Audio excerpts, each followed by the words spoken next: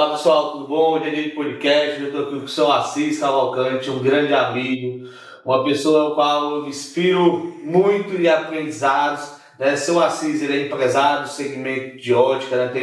Aí no grupo que ele faz parte tem aproximadamente 27 lojas, mais uma indústria, né? Que é a indústria de fabricação de lentes e tudo mais, né? Que é um segmento bem interessante. Mas Só Assis também vai muito além disso, né, Só Assis? Só Assis é um poeta, um escritor de livro, um líder empresarial. Só Assis ele tem uma questão cultural muito forte na vida, né? E aí, Só Assis, o nosso dia de hoje aqui é para a gente poder conversar um pouquinho e ter a felicidade de se debruçar um pouco sobre a sua vivência, sobre o seu conhecimento e saber como é que o senhor vê hoje os dias atuais. Como é que o senhor está? Eu queria agradecer aqui a você, né, por essa oportunidade, né, de falar aqui para o seu público, para o nosso público, falar sobre varejo, falar sobre empreendedorismo, falar sobre o movimento classista. Isso é muito importante para todos nós, né? Nós que somos do interior, nós que valorizamos muito a raiz, né? E nós somos o empresário raiz, né? Nós conseguimos passar isso para os nossos filhos e tudo mais. Então, eu tenho muito respeito e admiração a você pelo que você é, também pela sua profissão.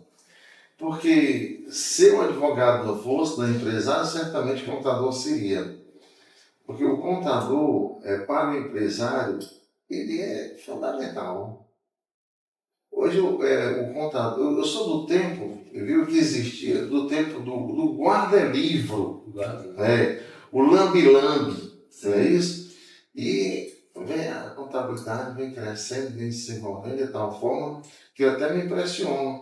Quando você chega com suas teses, você chega com suas soluções para a empresa, eu digo, puxa vida, como evoluiu. O contador não guarda só mais livros, não. O contador hoje ele orienta a empresa. Isso é fundamental. Eu fico muito feliz em estar aqui com você e ser seu cliente como contador. Ô, Assis, eu que lhe agradeço. O senhor sabe o carinho que ele tem. Todas as vezes que eu estou ali conversando com o senhor, eu fico olhando ali, escutando, tentando absorver o máximo de informação. Mas, Sr. Assis, como é que foi a sua trajetória aí na parte do segmento ótico? Como é que o senhor começou essa trajetória? Isso foi legal demais. Na verdade, eu queria ser padre, né? Até os 10 anos de idade eu queria ser padre, mas eu tinha que trabalhar, porque o meu pai ganhava meio salário, daí minha mãe ganhava também meio salário. Então, um pagava basicamente a alimentação e o outro pagava o aluguel da casa e o resto, né? Eram cinco filhos, 4 irmãos que eu tinha.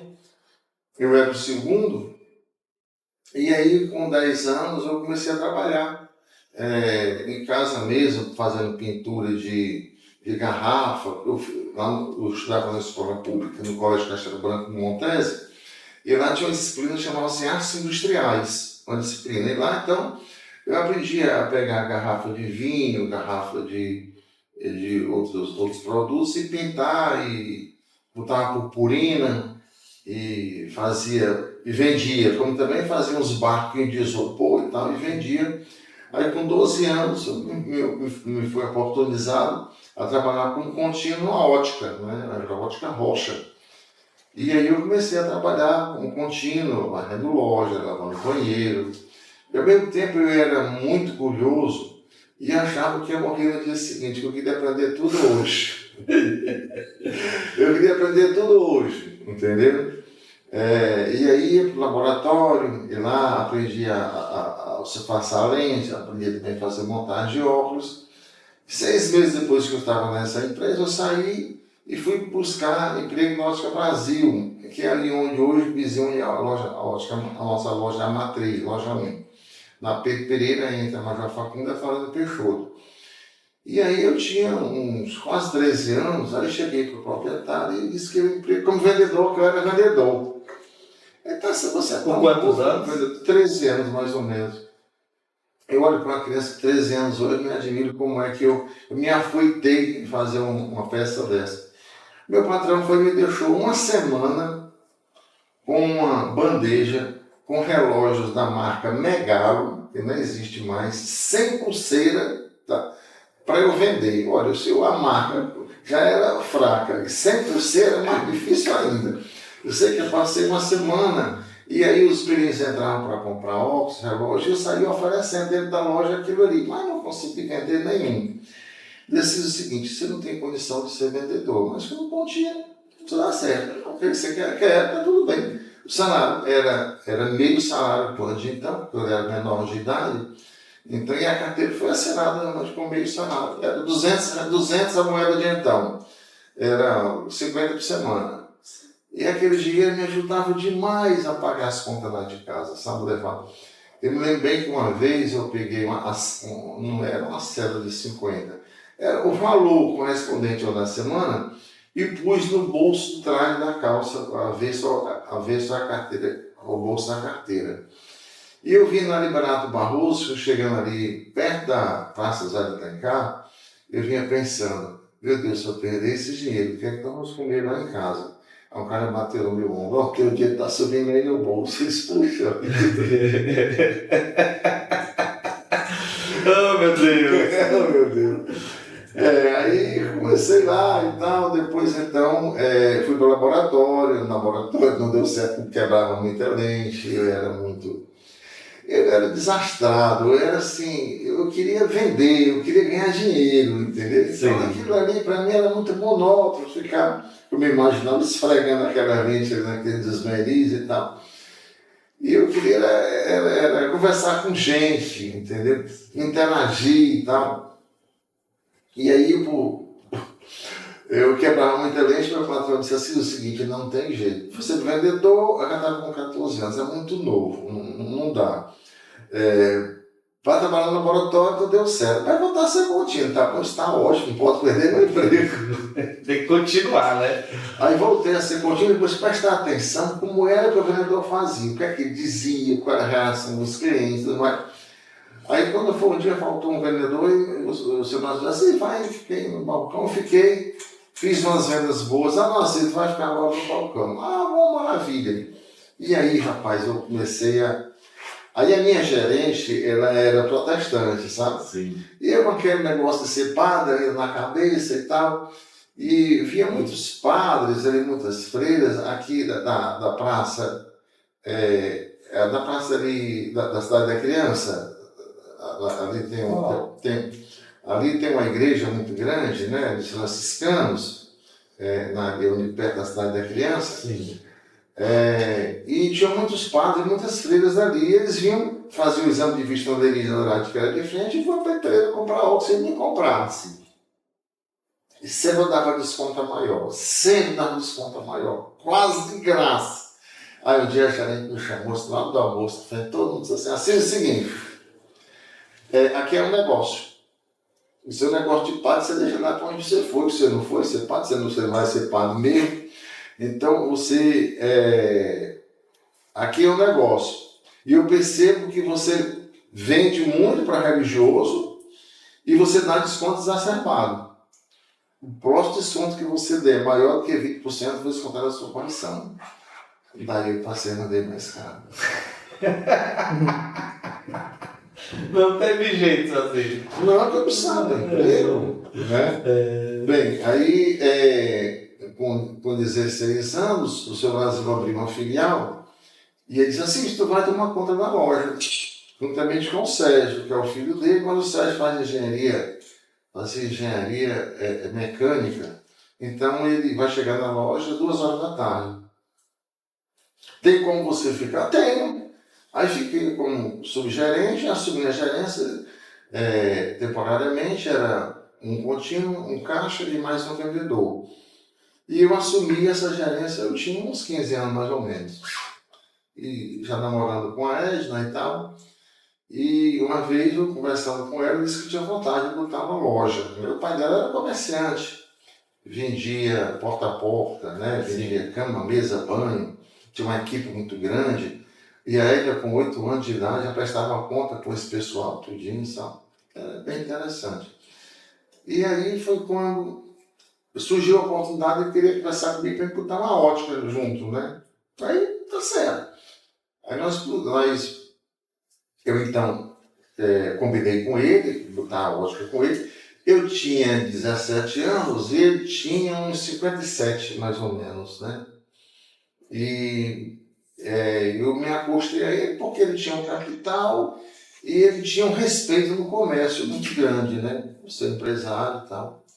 Bem, aí nos associamos. Eu pedi as contas ao seu Brasil, disse para ele que ia botar na minha loja. E foi muito legal isso, porque até hoje os filhos do seu Brasil, tá, me tratam como irmão. Eu sou muito grato a isso, sabe? Quero muito bem a todos eles. Eles não estão mais com ótica, hoje eles estão com automóveis, motocicletas, essas coisas. E aí disse assim o seguinte: dinheiro eu não te arranjo, agora crédito com fornecedor, com outro, você pode contar comigo. E hoje eu fico pensando assim, quando o empregado trabalha hoje com a gente que vai sair, a primeira coisa que ele fica é mal com a gente. Não tem sentido, não, mesmo não. Né? E eu tenho uma loja, 3 quarteirões da loja dele, e se fizermos a grande amizade, ele faleceu, mas uma grande amizade ficou. E aí começamos, botamos na primeira loja, na Pedro Pereira 682, ela foi registrada no dia 26 de abril de 74, mas a loja só foi 26 de dezembro de 74, mas só começou a funcionar no dia 15 de abril de 75. E nesse interstício, a gente viajava para o interior do Piauí, do Maranhão, levando o médico oftalmologista e vendendo os óculos. E aí, com 17 anos e 6 meses, foi emancipado no cartório Ponte, onde hoje é meu escritório. Sim. E depois, então, eu já com a loja, um ano trabalhando com meu sogro, e muito acelerado, meu sogro chegou uma vez para mim e disse: rapaz, eu não aguento esse teu pique não, você marca uma viagem em cima da outra, passa a semana toda viajando, e precisa tomar conta, mas nós temos que tomar conta, nós precisamos ganhar o dinheiro para crescer. Ele disse: não, mas eu passo 60 anos, eu quero sair da sociedade. Eu disse: tá bom, eu vou chamar o contador para fazer o balanço, e o contador já aparece aí. Já aparece aí, já. Para dar um balanço e você me cobra a minha parte. Nós estávamos sentados assim, ele de frente para mim, a rural parada assim, e aí eu disse: seu Salles, é o seguinte, eu já tenho 18 anos, quase 19 anos, já namoro com a Edna aí há uns 2, 3 anos mais ou menos, eu queria pedir a mão da Edna em casamento. Ele disse: rapaz, quer levar a loja e a filha? Eu já te dei uma loja, agora tu quer levar a minha filha? Ela tá sabendo disso? Eu disse: não. Tá, só chamar ela e pergunta. Mas de namoro é pra casar, né? Isso. Aí a minha sogra, a mãe da Edna, passa na frente, vai cada o Assis tá querendo casar com a Edna, então eu acho bom. Não, a filha amada, né? Aí chamaram. Um voto favorável. Aí chamaram e disse: tá bom, eu caso com o Assis, sem problema. Sem problema. Aí, 6 meses depois, nós estamos casados até hoje, graças a Deus. Coisa boa, né? Tá certo. Agora é o seguinte, eu tive muitos ensinamentos, né, desse meu sogro, né? Ele morreu, tá com uns 8 anos, morreu com 90 e tantos anos, sempre foi um grande amigo. Eu perdi meu pai muito cedo. Sim. Meu pai, quando morreu, eu tinha 19, 20 anos mais ou menos. E aí, ele tinha 4 filhas mulheres, mas ele não me adotou. Não, nós tínhamos um relacionamento de amigos. Sim. Entendeu? Eu era amigo dele, eu não era considerado filho dele, não, era meu amigo. E eu achava isso muito bom porque eu não queria que ele me dominasse. Sim. Entendeu? Eu queria ter a minha independência. Então, ele me tratava como filho, ele queria, a certo momento, me tolerar e eu não aceitava. Né? E aí, me casei, e aí a Edna veio também trabalhar comigo e tudo mais, e ele me deixou alguns ensinamentos. Por exemplo, quem tem porta aberta não briga, todo mundo é freguês. Era assim que ele dizia: ó, quem tem porta aberta não briga, vírgula, todo mundo é freguês. Todo mundo é cliente. O comerciante, o empresário que tem loja, todo mundo é cliente. Então você não pode se dispor com ninguém, porque todo mundo um dia vai ser seu cliente. Então eu aprendi isso com ele, sabe? O senhor falou uma coisa, né, eu acho muito interessante. As pessoas começam as relações, né? O funcionário com a sua empresa, moço feliz, aí passa um tempo, Às vezes não dá certo, quer sair brigar. E eu também me lembro de um caso que o senhor também fez a mesma coisa. O senhor teve uma pessoa que trabalhou com o senhor, aí saiu, voltou à loja, e o senhor hoje que estava com um problema, o senhor foi e me indicou ele para ajudar ele com o problema dele, né? Sim. Que aí saiu de portas abertas e tem o senhor como uma grande referência. Como é bom a gente poder passar pelos cantos e ser bem querido, né? Ser bem quisto. E de fato as pessoas hoje têm uma dificuldade com isso, sabe assim? Todo mundo quer, às vezes, se exaltar e não quer manter as amizades, manter o bem-querer, né? Sabendo que quem tem porta aberta, né? Não briga. Não briga. Ele me ensinou também, ele não gostava muito de futebol não, ele prestava atenção. Ele dizia assim, Assis, a vida é que nem um juiz de futebol, ele sempre chamava-se juiz de futebol. Hoje é árbitro, né? Juiz de futebol. Eu já era árbitro, mas chamava de juiz. Juiz de futebol. Eu disse, mas por que? Ele era Francisco Salles, mas de Salim. Mas por que Salim? Ele dizia porque o juiz de futebol, quando ele apita uma partida que termina, que foi 100%, ninguém sabe o nome dele. Mas quando ele apita um jogo que tem alguma coisa de esquisito pelo meio, tanto ele é apedrejado, quer dizer, com palavrões, como também fica marcado com aquele juiz que fez aquele ato ruim. Né? Então a vida é isso, você tem que ser um grande ato de futebol. Como? Levar a sua vida tudo dentro da normalidade, procurar ser o mais honesto possível, o mais justo possível e, acima de tudo, trabalhar com inclusão. Inclusão. A inclusão é fantástica, porque ele me incluiu. Sim. Eu ia ser incluído de qualquer forma. De qualquer forma, eu ia ser incluído socialmente, né? Mas ele me ajudou muito a ser incluído na sociedade. E tem um fato, quando eu vim de fazer essas peças, né? Era um Natal e lá em casa não tinha o que a gente comer na ceia. Aí eu peguei um barquinho feito de isopor. Era 3 horas da tarde e saí vendendo lá no Montes com esse barquinho na mão. Só gostava de vender, né? Não tinha outra alternativa, não fosse. É por isso que o varejo é inclusivo. Sim. Porque não tem outra. Você no varejo não precisa muita coisa, basta ter a vontade. Porque a oportunidade vem, você tem que saber o momento. Aí eu saí vendendo, já era 5h30, 6 horas, não tinha vendido o barquinho, bati na porta dele. Ele era amigo do meu pai. Sim. Bati e saiu só de camisa. Aliás, só de calça, desculpa. Aí, então o cavalo não quer que Assis, vai vender esse barquinho pro senhor. Aí matou a charada. Estou precisando de dinheiro em casa. Quanto é, Tanto? Para que eu vou buscar? Aí foi buscar, não pagou. Ele morava perto, na Mata Gerim, a 5 casas da Gomes de Matos. Aí eu olhava para trás e ele estava olhando para mim. Aí eu dobrei o quarteirão, aí voltei, ele estava olhando lá para mim, só vinha para casa, entendeu? Sim. E aí, com esse dinheiro, nós compramos lá a nossa ceia, e foi maravilhosa. Tá bom, pessoal que eu quero bem.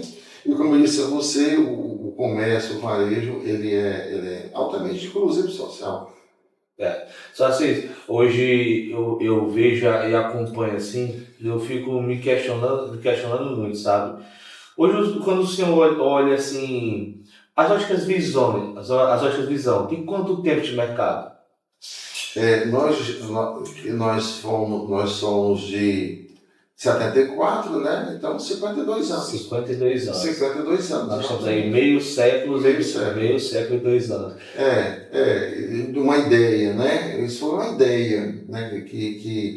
Que nós tivemos, hoje é nosso insight.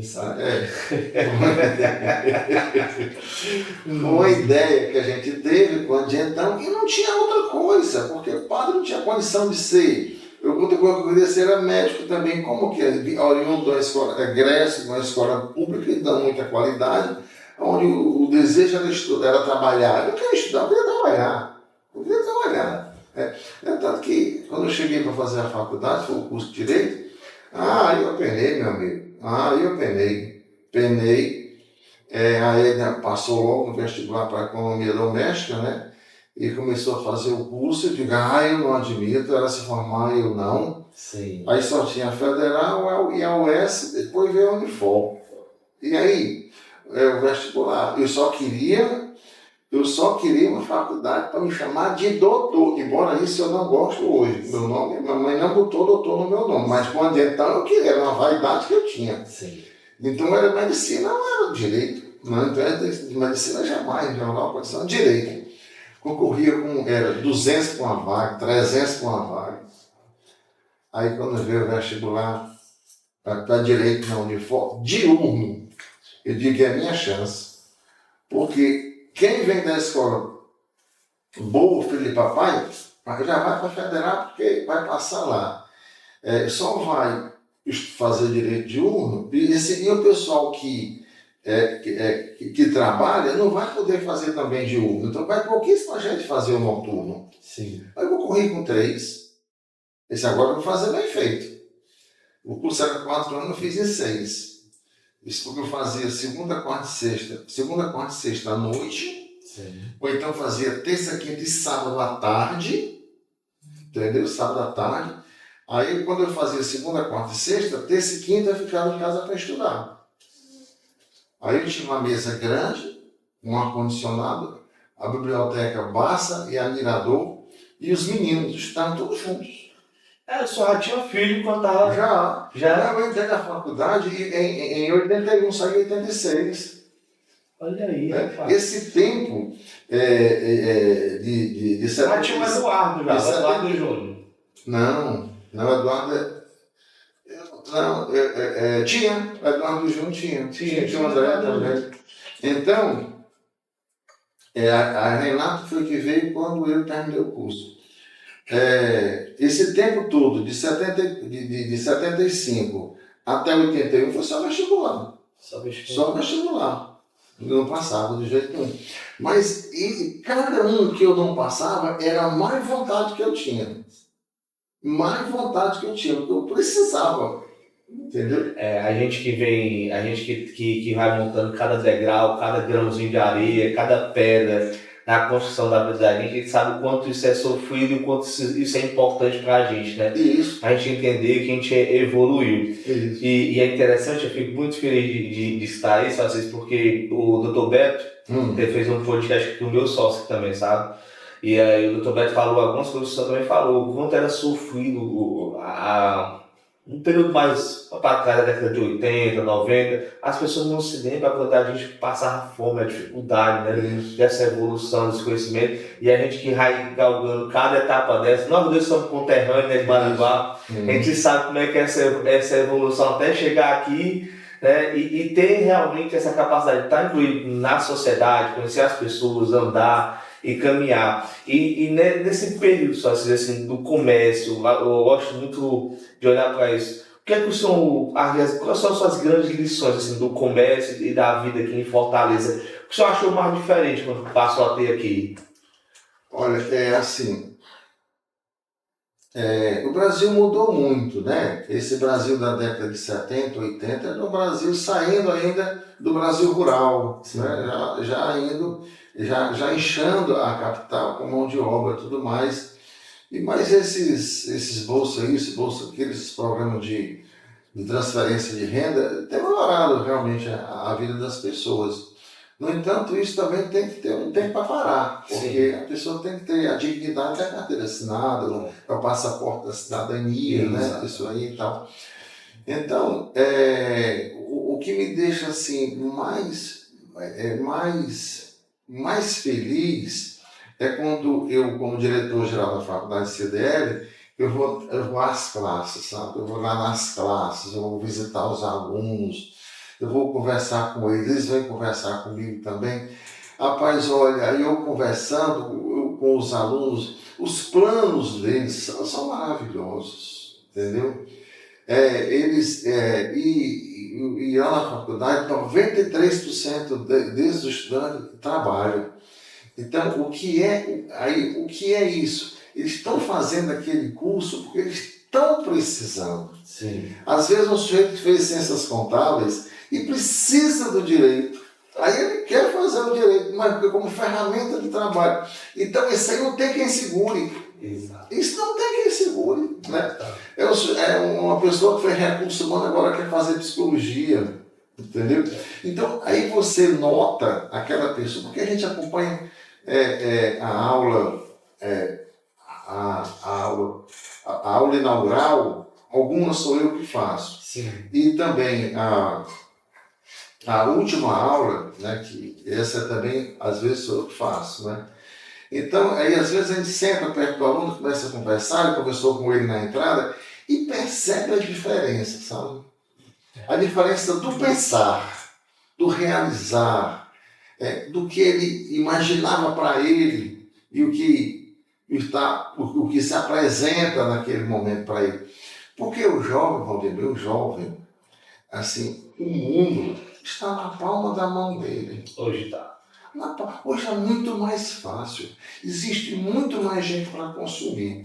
Eu estava conversando com minha filha lá em São Paulo, ela queria botar um negócio lá em São Paulo. Ela queria botar aqui.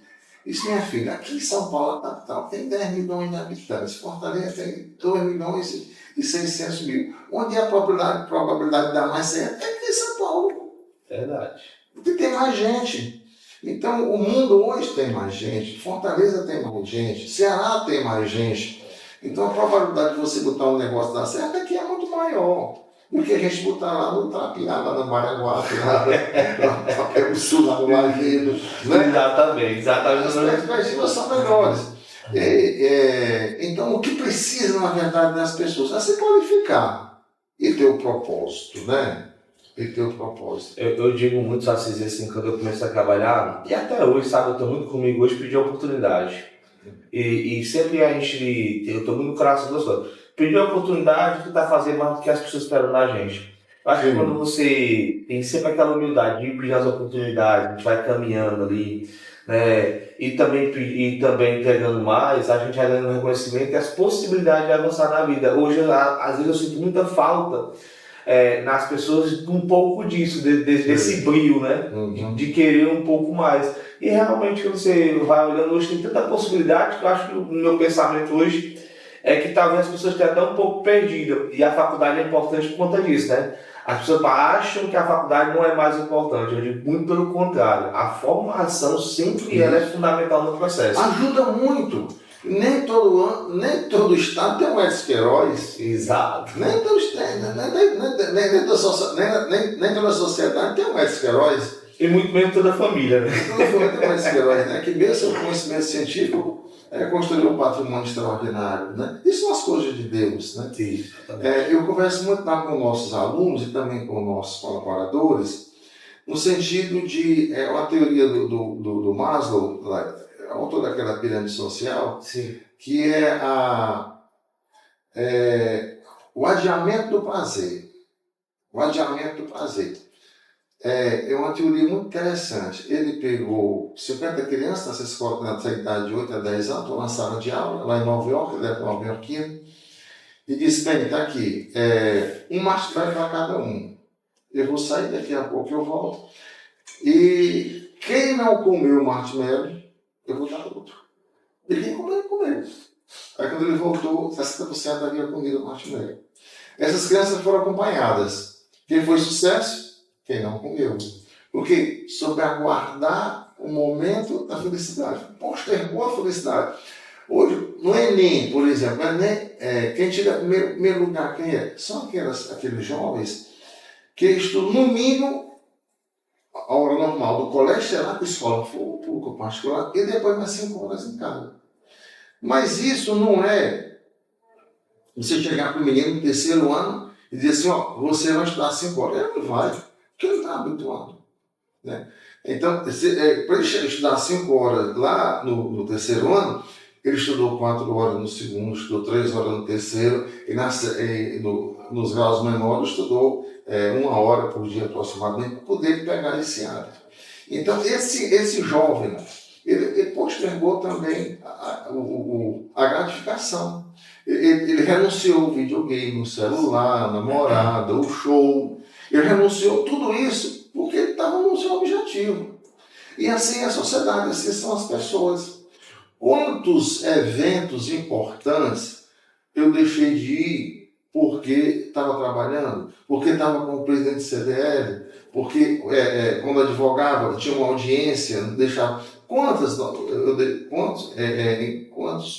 momentos desses eu não fui apenado em razão disso? Sim. Então a gente tem que ter esse controle, né?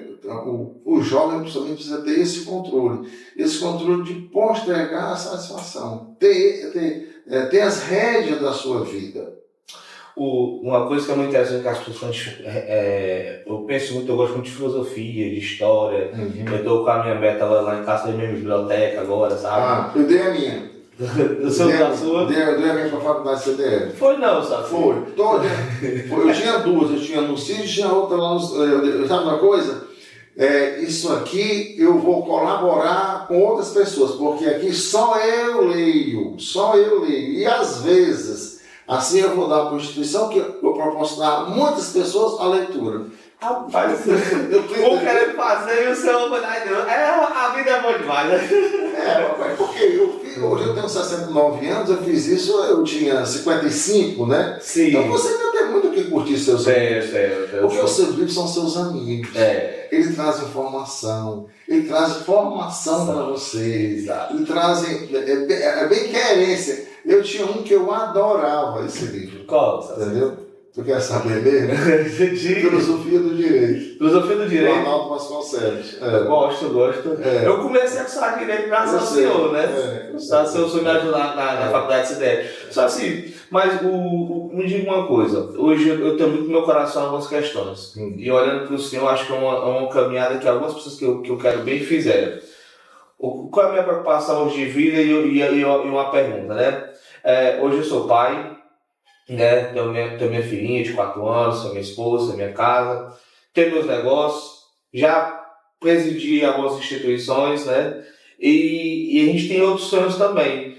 Só porque a gente fica no meio do coração da gente, a gente fica, rapaz, se eu não estou ocupando muito espaço, né? Se eu não estou querendo muita coisa, cuidado com a família, cuidado com Deus, cuidado com sei o quê. Como é que o senhor conduziu isso durante a sua vida? Porque o senhor já foi, né? O senhor primeiro começou como vendedor. Dono de loja. Contínuo. A ser vendedor. Até ser, foi vendedor. Isso. Né? Depois de vendedor, foi dono de loja. Né? Aí construiu sua rede de loja com a sua família. Isso. Hoje 27 lojas, um laboratório ótimo. Né? Também tem a construtora, tem os imóveis, né?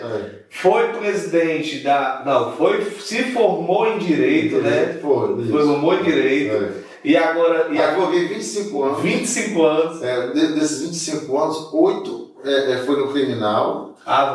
Depois eu passei mais uns 10 na área de família. Sim. O restante foi os campeões inventaram armamento.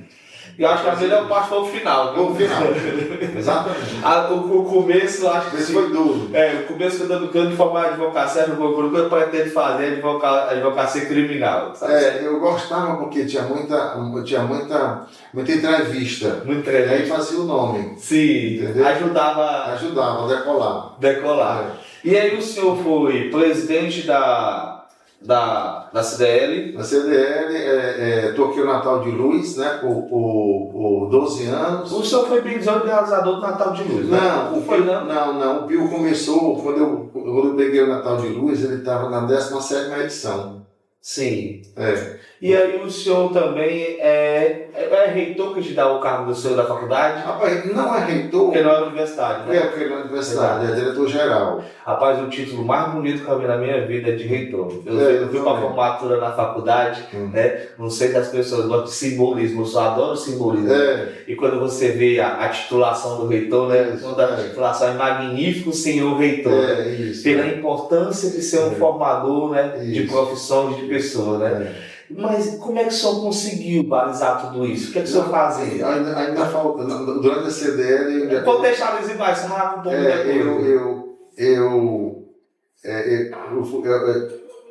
era diretor da faculdade, eu fazia o Natal de Luz, ele era presidente da CDL. Então, nenhum outro presidente ficou com nenhuma instituição além da CDL, era só a CDL. Sim. E eu fiquei com as 3. Mas eu gostava disso, não tinha problema nenhum. O problema era só em casa, com a Edna, né? Era só acalmar a fera, né? Era só acalmar a fera. Mas aí, com muito jeito, a gente foi tangendo, foi resolvendo e tal. Mas não foi muito fácil, né? Muita viagem também, para Brasília, para São Paulo. Mas você sabe, o que a gente tem que fazer, se você faz com amor, você faz com dedicação, salta os olhos, as pessoas veem e contribuem. As pessoas, quando você está com um propósito, você arranja uma legião de pessoas que querem lhe ajudar, porque elas sentem, é emoção. Então você consegue passar isso facilmente. É como a venda é emoção. Se você quiser, você está vendendo um produto e quer empurrar outro, o consumidor nota que deixa de comprar você, entendeu? Então você tem que ter muita essa perspicácia, né? De saber conduzir e ter realmente dentro do seu quadro pessoas de sua confiança. Pessoas que me ajudem a fazer essa condução. Eu sempre tive muita facilidade disso, de conseguir pessoas que possam me ajudar. E uma das coisas que às vezes eu ficava muito preocupado, porque eu tenho um fluxo de pensamento muito grande, entendeu? Sim. Por exemplo, uma missa, eu vou a uma missa quando termino, não sei o que vai acontecer. Porque depois, se eu for contar os pensamentos que eu tive, são inenarráveis. Mas são muitos pensamentos, muito fluxo de pensamento, eu ficando parado. E aí eu tenho muito cuidado com a história também da depressão. Sim. Nunca tive depressão. Sim. Sabe por quê? Por quê? Eu tinha 5 anos de idade e fui no Maranguape com minha mãe. Aí lá eu vi um sujeito vendendo um carrinho de lata. E eu queria que minha mãe comprasse aquele carrinho para mim e ela não comprou. E eu bati os pés no chão, chorar, passar de frente ao consultório do Dr. Mageu, cheio de gente. Que diabo que está chorando aí, mãe? Atende a ele. A mãe, não atende não. Chegou em Itapé do Sul, peguei uma cadeira, entrei de frente para a parede, não sabia nem o que era isso. Aí fiquei triste olhando para a parede. A mãe passava dizendo assim, esse cara que tu tem? Estou triste. Tu tá triste? Estou triste. Foi 11 horas para chegar, deixa buscar o cinturão do teu pai, para ele dar uma pisa e tu nunca mais ficar triste. Às vezes eu quero ficar triste, eu lembro da pisa. Mas sabe o que é também? É o seguinte. A gente tem que viver o presente. O presente onde tudo acontece. Sim. O passado, ele se foi. Você olha que o passado é um retrovisor. Se você comparar no carro, né? O retrovisor e o para-brisa na frente, o para-brisa da frente é bem maior do que o retrovisor. Então, o retrovisor, que representa o passado, apenas lhe orienta o que você fez que deu certo e o que não deu. Mas que no futuro, aquilo ali o que deu certo pode não dar certo mais. Né? Que a sociedade é muito dinâmica. E aí o presente é aquilo que você está vivendo agora, onde você pode construir seu futuro tranquilamente. Mas só que a maioria das pessoas se preocupa demasiadamente com o futuro. E o futuro é vago, não aconteceu nada, é muito subjetivo. Aí você fica com pensamentos repetitivos, pensamentos fixados naquele objetivo, naquilo, principalmente negativamente, que não vai dar certo. Aí sua vida se atrapalha como um todo. É você viver o presente, que o presente é um grande presente que Deus lhe deu. Sim. Você viver intensamente aquele presente. E fazer tudo o que você acha que deve fazer naquele presente. Para depois dizer, podia ter feito isso, podia ter feito aquilo. Não, eu fiz. Deu certo, não deu, mas eu fiz. E caminha. E aí, é o que eu digo aqui para os jovens. Vivam o presente. Viva o presente intensamente dentro da sua realidade. E o futuro você vai construir no presente. E o passado? Passou. Já se foi, né? O passado se foi. É verdade, verdade. Só assim, eu percebi também muito, olhar para ele como presente ainda da cidade, um bom pedaço ali, né? E é interessante que eu vi essa preocupação de buscar um sucessor, né? Sim. A gente tem essa preocupação do sucessor, e eu vejo hoje o senhor também na faculdade, tudo. Quais são os pensamentos hoje, só assim, para o Grupo Visão, para as instituições que o senhor já passou e para a faculdade? Como é que o senhor vê daqui para frente o seu posicionamento assim? É, com relação à empresa, a empresa está muito bem na mão dos meninos e da Edna, né? A Edna é uma empresária assim, de mão cheia, ela desenvolveu com a necessidade que ela teve de desenvolver. Ela precisava desenvolver. Sim. Desde que eu casei com ela, ela era cara, ela marcou tudo caixa do dinheiro, né? O Júnior veio do Agrobank, só trabalhava com dinheiro. Sim. O Eduardo não, já começou como vendedor. Sim. Né? Então, essa formação que foi dada a eles lá em 2004, de estarem à frente do balcão da loja, de 2004 a 2006, deu a eles um know-how muito grande de conhecimento do consumidor que eles não conheciam. E quando nós decidimos que cada um ficaria com a loja, quando então nós éramos 4, e cada um ficou com a loja, cada um ficou responsável do seu negócio, se for sucesso, felicidade para você, se não for problema seu. Isso realmente foi uma forma que deu certo, uma sucessão que a gente fez rapidamente e que deu certo até hoje. Então, as lojas vão muito bem, graças a Deus, um sistema de franquia, né, com eles e com outras pessoas também, de tal forma que essa eu não me preocupo não. Não, com a loja eu não me preocupo. O laboratório, ele é meu, né, então ele está na minha responsabilidade, eu presto serviço para eles, para outras pessoas.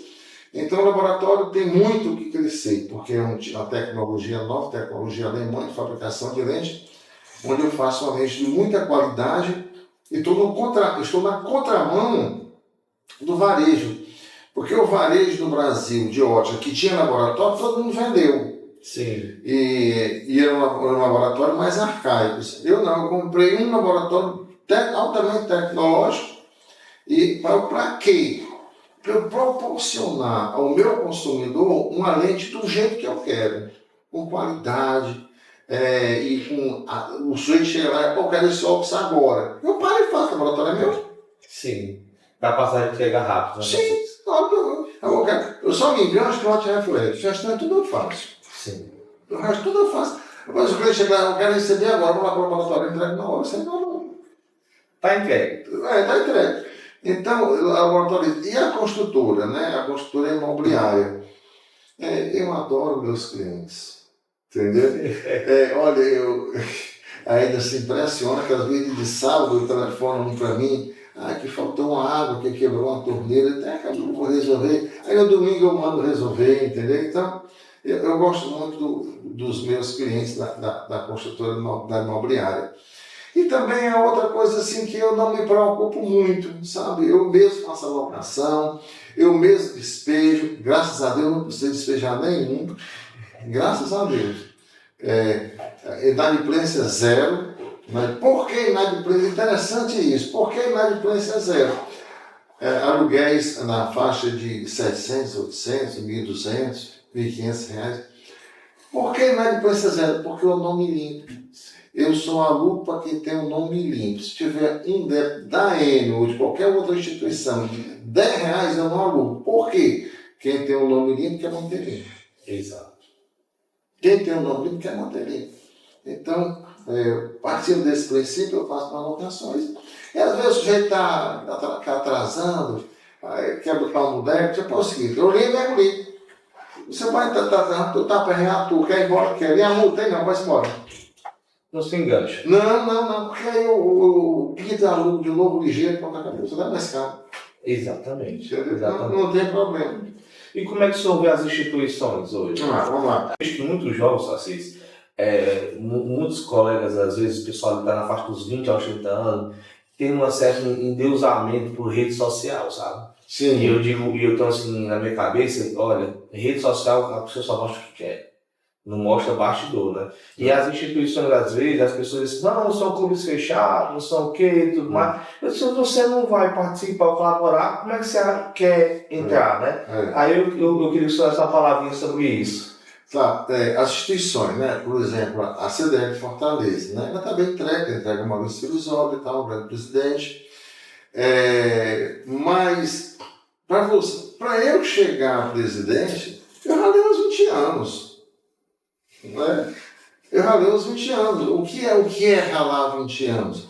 Assim, hoje tem reunião nas plantas legislativas. Hoje, agora de tarde. Eu sou o presidente, estou sem condição de que surgiu outro negócio. Tu pode representar? Sim. Aí eu ia lá, representava, com a mesa, falava, representava uma instituição. Sim. Então, o direito me abriu muito portas para isso. Ou então, assim, tem um cargo aqui que precisa de uma pessoa que tem que ter um perfil. Então, eu assumo. E isso foi me credenciado. O maior desafio para eu chegar lá foi o Natal de Luz. Sim. Um evento grande, né? Botou nas minhas mãos. Eu digo, não, pode deixar que eu toco. Né? E toquei e fiz 12 anos. Então, o que a juventude tem que ter um cuidado é o seguinte, você não pode se doar completamente a essas instituições. Você tem que ter o respeito pelo seu tempo, respeito pelo amadurecimento do seu negócio e respeito pela sua família. Depois, então, é que vem essas outras coisas. Mas, buscando conciliar, também dá certo. Entendeu? Você não pode ser explorado por essas instituições, que geralmente não. Geralmente a pessoa reconhece quando ela está pedindo muito para você comparecer isso e aquilo, então você participar de uma outra comissão e tal. Mas o importante de tudo isso é você ter o discernimento do que é bom para você e o que não é. Por exemplo, do ponto de vista da política, né? Eu me considero uma pessoa muito bem articulada e me considero uma pessoa muito querida nesse âmbito, sabe? Não importa que matiz política seja. Eu, como presidente da CDL, onde nós temos diversas matizes políticas de todos os partidos, como associados, então eu aprendi a conviver com todos eles. Sim. Acima de tudo, tendo respeito e sendo respeitado. Isso é muito importante. Respeitá-los. Né? Acho que tem muita dificuldade de conviver com o contraditório. Né? Mas como eu convivi com o direito, né, o direito e o contraditório é presente, né, então eu fui como a espada do samurai, entre o mar e o fogo. Sim, o tempo todo, né? Entre o mar e o fogo. E depois é um ferro feio que fica tão bonito. Então, eu aprendi, respeito todos eles, quero bem a todos eles, convivo bem, entendeu? Então, a política ela é importante. Às vezes, as grandes decisões passam pela política, né? Você vê logo na questão do legislativo, né? A importância do legislativo. Nós somos, desde os primórdios, quando o homem, o ser humano, entregou a sua vida, as suas decisões a uma carta, que é a Constituição, daí então ele abdicou do seu direito, entregando para que alguém legislasse por ele, dentro da representatividade. E com isso, a gente observa o seguinte, que o Estado pode fazer tudo, mas desde que esteja na lei. Sim. Essa privada pode fazer tudo, desde que a lei não coíba. O executivo só pode fazer se a lei autorizar. Né? O judiciário só julga dentro da lei. Então você vê que o legislativo é muito importante. Né? Que compõe, né? E aí você vê executivos, as realizações. O executivo tem que fazer. Construir estradas, infraestrutura, educação, saúde. É o Estado, olha a importância disso. Depois vê a importância do judiciário de aplicar a sanção, aplicar a lei, no caso concreto. São três poderes realmente muito importantes que tem como ter na Constituição, independentes e harmoniosos entre si. Então, a gente percebe que o poder público é muito importante, as decisões vão de lá. E a gente tem que estar antenado, a gente tem que estar observando o que está acontecendo ao nosso redor e convivendo com isso e discutindo. Entendeu? É por isso que as instituições são tão importantes, é só assim, porque são através dela que a gente consegue demandar essas situações. Isso, exatamente. Olha, o que eu gosto mais, sabe, dos poderes é dialogar com eles. É mostrar, olha, isso aqui não. Assim, ocorre isso, aqui ocorre assim, tudo mais. Vamos encontrar a maneira para a gente manter, principalmente no meu caso de então, manter o varejo funcionando. Sim. Porque nós geramos empregos, né, renda, impostos. Aí sempre, graças a Deus, nunca tive problema com isso, sabe? O diálogo, a negociação do ponto de vista de trazer as melhorias para a categoria, né, para a classe. Então, o debate, sabe? O debate é muito importante. É muito bom poder conversar, né? O debate, depois desse momento que você está me proporcionando aqui, de falar, sei lá, com centenas de milhares de pessoas que estão nos vendo e ouvindo aqui. É um momento ímpar, tanto para mim quanto para você, para o nosso negócio. Só Assis, e a questão dos livros? Quantos livros o senhor já publicou? E dos artigos dessas veias literárias, onde é que vem? Sim, vamos lá. O Maranguape é muito rico, né? Sim. A minha avó era Antônia de Paula Cavalcante. Então ela tem um parentesco lá ainda com Chico Anísio. Olha, é Oliveira Paula. Ela era Oliveira Paula Cavalcante. Era Raimundo Oliveira Paula Cavalcante. Era uma menos o nome dela. E ela tinha um parentesco com Chico Anísio e tudo mais. Eu não sei se era isso, mas eu sei que quando eu deixei de advogar, fazia petição todo dia, escrevia muito, lia muito. Aí disse, bem, agora eu não vou ficar vendo novela, eu tenho que escrever alguma coisa, né? Aí comecei, eu fazia algumas crônicas pequenas e mandava já o pessoal do CDF mandava. Uns respondiam, outros não respondiam, e todos respondiam, aí opa, né? É por aqui. Sim. Aí eu escrevi, foi A Mulher que Matou o Marido. Sabe, eu fui advogado desse caso, na redenção. Aí o juridiquês pesado, eram 8 laudas, eu mandei e ninguém leu. Eu digo, tá errado. Eu tenho que escrever, não é para quem não gosta de ler. Eu escrevo para quem não tem tempo de ler. Então a leitura não é prioridade desse tempo. Então eu tenho que fazer uma coisa jocosa, curta, que segure até eu ler tudo. Entendeu? Bem, eu comecei a estruturar esse pensamento. Aí fiz O Bicho da Água Verde. Você lembra do Bicho da Água Verde? Não. Eu me lembrei do carrinho de lata, que muita gente aqui não recebe o meu carrinho de lata. O carrinho de lata. Exatamente. Isso é igual. Aí então fiz O Bicho da Água Verde. Dei a minha versão, O Bicho da Água Verde. A Água Verde, ele fica perto da Palmácia, que tinha um jacaré que aparecia, comia as galinhas do povo, aí o Bicho da Água Verde. Aí foi uma confusão lá. Bem, aí eu então criei, né?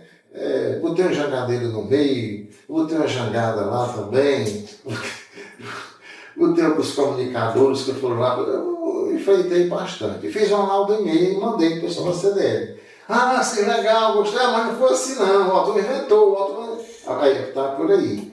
Aí comecei a escrever dessa forma, uma lauda e meia no máximo, um título que chamasse atenção, uma coisa jocosa no meio e outra mais jocosa no final. Sim. Entendeu? Quando eu escrevia coisa triste, ninguém lia. Ninguém dava resposta, entendeu?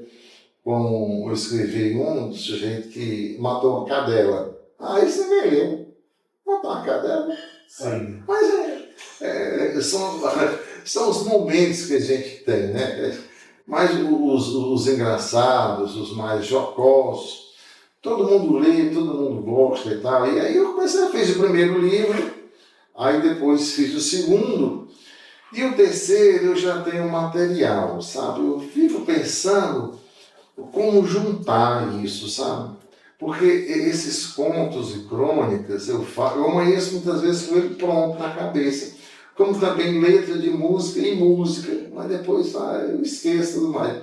Mas o conto e a crônica não, eu escrevo e guardo e publico e tal, mas já dá para fazer um outro livro, sabe? Sim. De contos e crônica. Agora, eu não sei fazer poesia, entendeu? Mas é que o senhor escreveu para sua filha?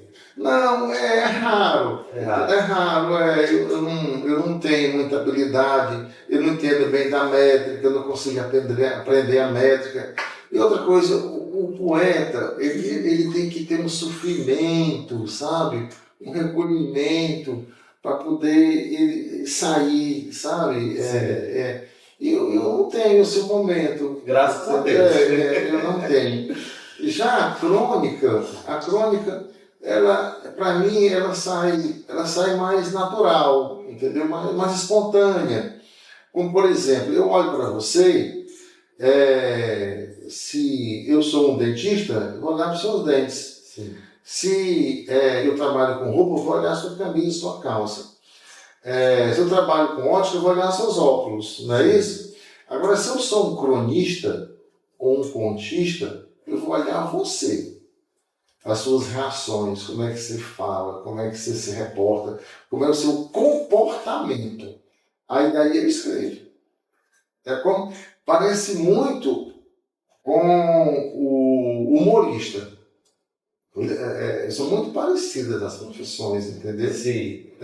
O humorista, ele olha você como um todo. E vai puxando os detalhes mais de salda. Isso, entendeu? É como também o caricaturista. Né? Ele faz sua caricatura e ele expande uma coisa para poder não ficar fotografia. Sim, exatamente. Né? E minha negada expande na bochecha. E os contos, assim, um dos mais engraçados, né, foi a Juíza o Pai de Santo, entendeu? Porque a minha avó dizia assim, ela recitava e tal, e ela cantava, e ela dizia, quem conta o conto aumenta um ponto, entendeu? Sim. Ele dizia, minha avó às vezes nem precisa aumentar o ponto, pode criar o ponto. Né? Sim. Mas esse não, esse foi realmente aconteceu, agora a gente aumenta o ponto, né? Sim.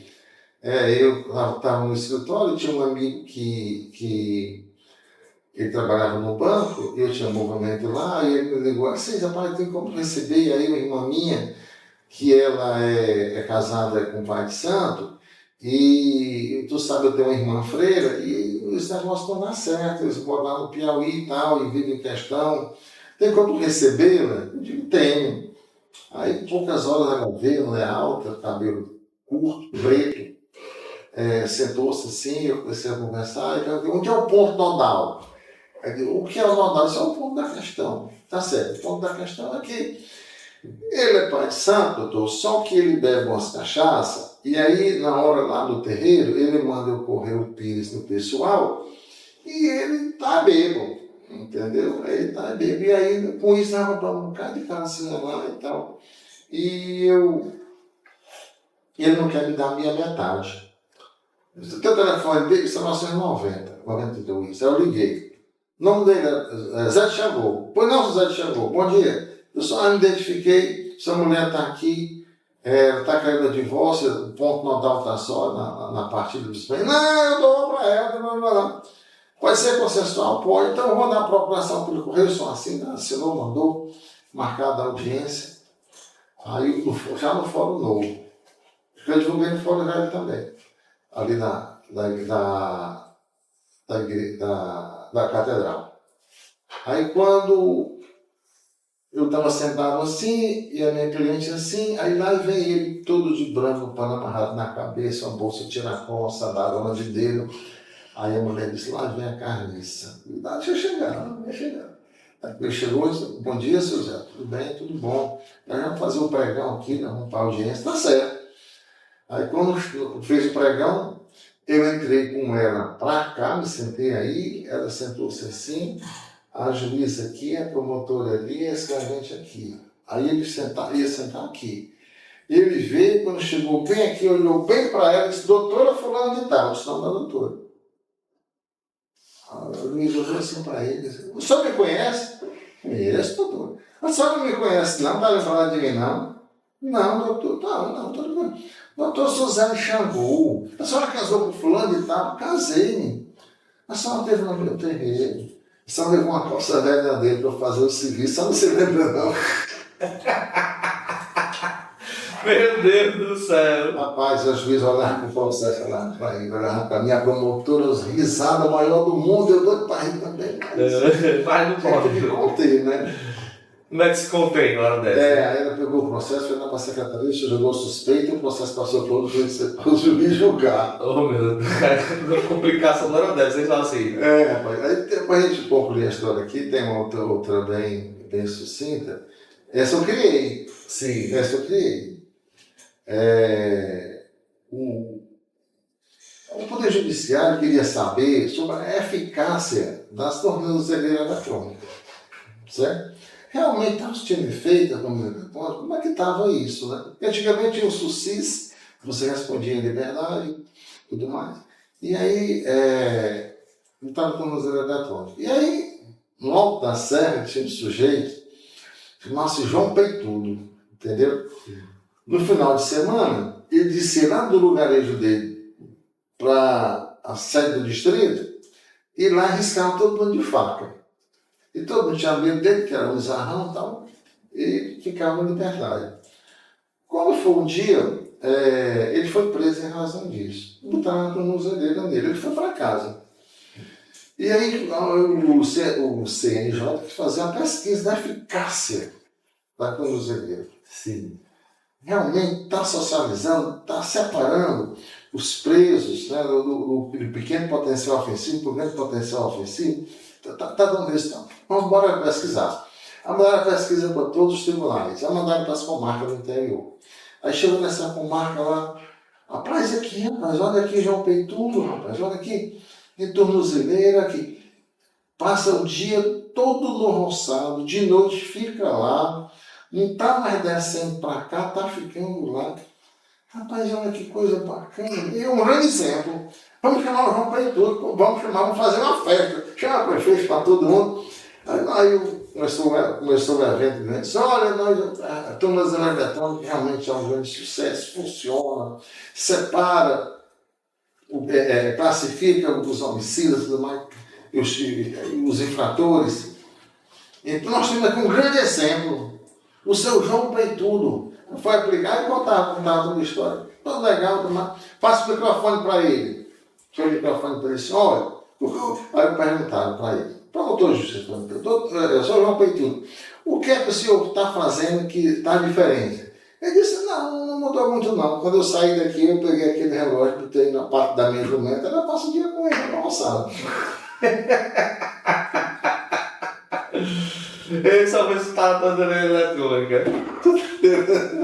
Uma ação. Só assim, meu amigo, deixa eu fazer uma pergunta. Se o senhor hoje fosse dar um aprendizado de tudo que o senhor já passou na vida, para as pessoas terem como referência um lógico como caminhar, o que o senhor poderia dizer para a gente?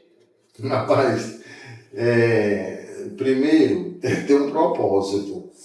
Você tem que ter um propósito na vida. Olha, eu te marco, eu quero isso para mim, né? Porque quando você marca o propósito, certamente você tem que lapidar aquele caminho que você vai, né? E principalmente a infância, que é um terreno onde você vai, o que você construiu lá, você vai pisar a vida toda, né? Então, você faz seu caminho e busca o seu propósito. E buscou aquele propósito, chegou nele, segure ele. Eu pensei muitas vezes em desistir de ótica. Sim. Muitas vezes pensei, mas esse aqui foi o meu propósito. Eu vou ficar nisso aqui e acabou. Só olhar para mim. Sim. E depois, a questão da família, né? A família é muito importante. Você tem uma família organizada, você ter uma família onde há entendimento, há amizade, há respeito recíproco, e nos negócios, honestidade com o seu consumidor. Entendeu? Você vender isso, entrega isso. Pronto.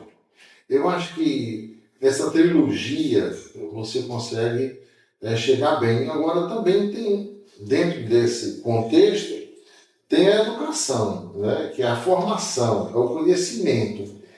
Essa aí você chega sem ele, mas dá muito trabalho. Com ele você chega mais ligeiro. Mais rápido. Então a educação, a cultura, o respeito, a família e o propósito. Esses elementos são importantíssimos na vida do ser humano. Só assim, às vezes eu vou para uns ambientes e as pessoas estão conversando e tudo, né, numa palestra, num curso, e o que eu vejo mais assim, é a dificuldade de ser tão raso. Aí numa conversa que eu estou aqui com o senhor, algumas palavras, vocabulário, a gente tem que pensar o significado deles, e isso é o que nos enriquece como seres humanos, né? Então assim, eu vejo que quando o senhor fala de educação, pelo menos tem muito comigo dentro do meu coração. Que se a gente não realmente buscar esses fundamentos, essas construções, a gente vai ser raso, não tem profundidade, não tem o que entregar, não tem o que construir, né? Isso. A gente tem muito ditado que sobre um castelo não se constrói sobre areia, né? Se constrói sobre rocha, né? Precisa escavar a rocha, ter a firmeza daquilo que está fazendo. Eu acho que essas palavras, né, que vêm do propósito, vêm da seriedade, transparência, pegar aquilo que a gente se comprometeu com as pessoas, e entender que a vida da gente ela é longa. E todo mundo deve ter buscar relacionamentos pequenos ou curtos, e sim que possam mostrar a caminhada da nossa vida. Eu, quando olho para o senhor, as coisas que eu mais admiro é o seu casamento. O tempo de casamento para mim de uma pessoa significa muito, porque mostra a capacidade do relacionamento que teve construir. Resiliência. Eu estou casado há 6 anos, já passo por algumas resiliências, amo a minha esposa, amo a minha família, e eu fico muito pensativo, como é que você se junta com uma pessoa e não consegue ver depois sem ela, né? É uma das questões que eu tenho muito comigo, acredita? Eu tenho muitos pensamentos comigo, assim. Mas não ocupar mais seu tempo e lhe agradecer primeiramente, tá certo? Sempre é muito bom estar com o senhor. Sempre aprendo, acho que todo mundo vai poder aprender um pouco mais com o senhor e conhecer um pouco mais da sua história. Né? Do contínuo ao empresário de loja, a advogado, a presidente de instituições, a presidente de uma faculdade e escritor. É uma trajetória tanto, né, Sacis? Mas eu ainda tenho muito que produzir. Eu tenho 69, né? Ano que vem eu faço 70. Agora, interessante, eu olhava para o meu sogro, que meu pai faleceu cedo, ele com 70 anos, eu hoje com 69, eu digo, puxa vida, ou ele envelheceu velho ou eu não tenho essa idade. Eu não tenho essa idade. E aí, refletindo nisso, sobre a longevidade, né, eu imagino que nessa nossa geração, né, da década de 50, era uma geração longeva. Sim. Né? E a de 60, de 70 vai ser mais longeva ainda, sim, eu imagino. E o homem muito mais, vivendo mais, muito mais problemas virão. E nós temos que ser exatamente isso, um catalisador de emoções, catalisador de sucessos e buscar sempre o entendimento com as pessoas, né? Meu casamento com a Edna, alguns momentos muito difíceis do ponto de vista financeiro, do ponto de vista de relacionamento, muito difíceis mesmo, mas quando nos casamos, nós fizemos um propósito. Sim. Sabe o quê? A palavra separação não tem que ser dita. A separação lá em casa não existe. Não pode falar nela. Entendi. Entendeu? Adotamos muito quando os meninos pequenos, até hoje ainda tem. Surge um problema, só dorme depois que resolver. Enquanto não resolver, não dorme. Entendeu? Para acordar de bem. Porque lá em casa, assim, às vezes a gente está com problema, uma conversa, e aí surge uma ideia, rapaz, como é que eu não peguei isso tão fácil? E resolve, e dorme, acorda outro dia, como se nada tivesse acontecido. Alegre e satisfeito. Alegre, feliz da vida, acordando, pulando da cama e vai-se embora. Entendeu? Então, a vida é exatamente isso. A gente tem que ter um propósito. Tem que ter um propósito. e buscar a realização. Às vezes eu fico pensando, né? Assim, eu tenho aqui uma coroa, né, na calvície, aqui na parte superior da cabeça, que outro dia eu vi um amigo meu com o teto reformado, bacana, cabeleira legal e tal. Eu acho que eu sei que é. Aí eu disse, rapaz, eu vou fazer isso na minha casa. Eu perguntei, rapaz, quem foi o médico? Eu fui no médico, mas eu vou me preso e tal. Vamos fazer. Eu cheguei em casa, rapaz, sabe uma coisa? Eu não fui ser padre e Deus me deu essa coroa. Por que agora eu vou tirar? Não é? Por que eu vou tirar? Não, deixa ela aí. Só assim, quando eu olho para o Senhor hoje, assim, ele conhecendo, eu lhe vejo mais hoje um caminho de filantropo, sabe? Ele sabe que o senhor da biblioteca e tudo, seus trabalhos sociais, eu não sei o quanto o senhor se importa com isso. Acho que a gente talvez o seu propósito daqui para frente, se eu não tiver errado pela leitura que eu lhe faço, acho que é mais na parte de filantropia. O meu maior problema é querer dar qualificação para quem não quer. Aí não tem como não. Você pode fazer tudo para uma pessoa, menos o querer. Rapaz, às vezes eu vejo moças e rapazes trabalhando na empresa, meu Deus, se essa moça fizesse esse curso, seria tão bom para ela. Eu vou falar para ela, não quero não. Desse jeito. Mas é a vontade dela, tem que respeitar, né? Exato. Tem que respeitar. Só assim, foi muito obrigado. Foi muito boa essa conversa, né? E que Deus nos dê muito mais anos de vida para o Senhor e mais capacidade de trabalho que o Senhor gosta, e nunca se esqueça de sempre estar colaborando e puxar o Senhor para perto do Senhor. Por onde eu passei, eu só escuto falar bem do Senhor, isso é muito bom. É muito bom, e por ele agradeço aí a oportunidade de trabalhar para o Senhor e trabalhar com o Senhor. Meu muito obrigado. E pessoal, meu forte abraço e até o próximo podcast. E é isso, Aldemir. Quem tem porta aberta, não briga. Perfeito. Um abraço, meu amigo.